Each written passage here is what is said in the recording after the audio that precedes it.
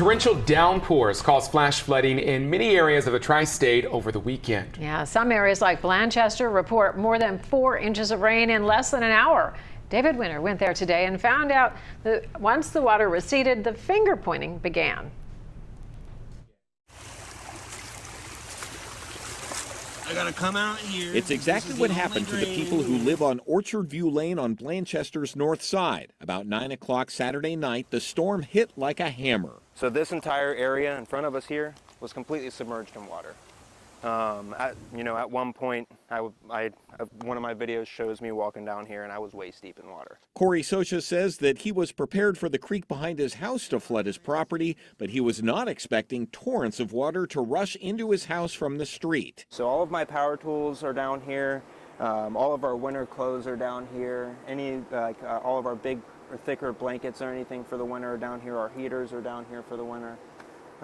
Everything's ruined. Everything is ruined. Thousands of dollars in losses, and Socha believes it was preventable. He says the city's year-long water piping and drainage project on his street is to blame.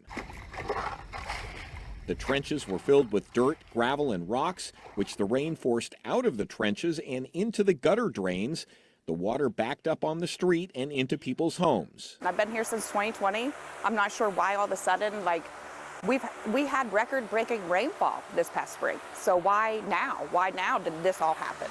Well, the difference is you had a bunch of road work done. Yeah, and it's been almost a year since they started that. Amanda Baker also got flooded. She also believes the city bears some responsibility. Numb to see all of this because I've worked hard.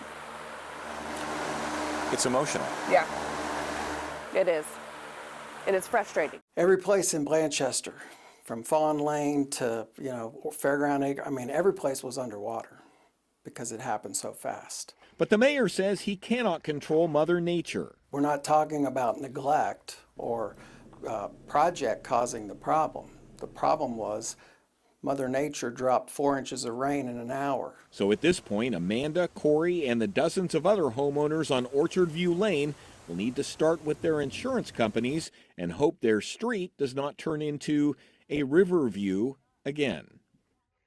And if one of those supercells, those thunderstorm supercells, comes in and just sits over your area for an hour, well, there's not a lot you can do, apparently. It can be overwhelming, and especially if your street is getting worked on and all that mud and rock covers up the drains. Paula?